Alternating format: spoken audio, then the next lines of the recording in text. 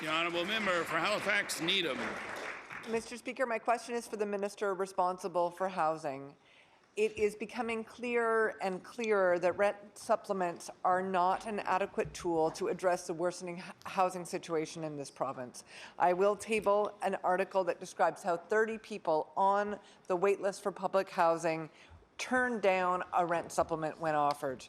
And yet the Premier and the Minister continue to refer to this tool as a key piece of their response to the housing crisis.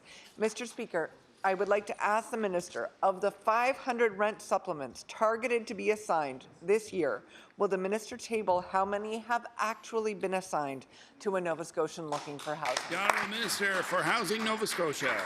Thank you very much, Mr. Speaker. And rent supplements are indeed a key piece and a key tool to what we do with regards to housing. Nova Scotia will continue with that program. It is a good program. There's a lot of uptake, Mr. Speaker, with rent supplements.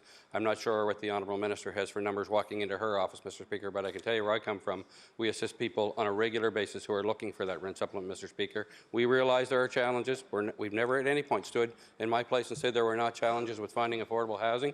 We continue to work on that. We've been very fortunate, Mr. Speaker, to have signed an agreement with the national government. We've got our first 3-year action plan out. We'll continue with the work that's going on within that in the years ahead. Thank you, Mr. Speaker.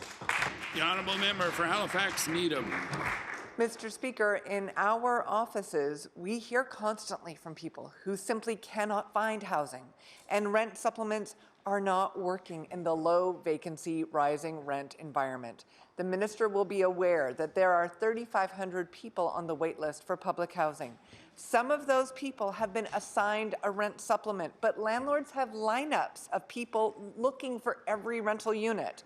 And in this housing market, there's no compelling reason for a private landlord to house low-income Nova Scotians with a rent supplement, especially when supplements come with paperwork and stigma attached.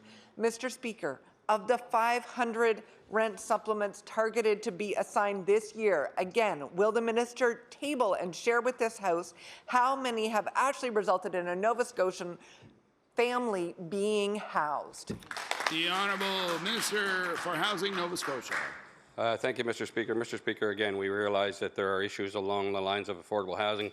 Here in the HRM right across this province, we do have programs that have existed.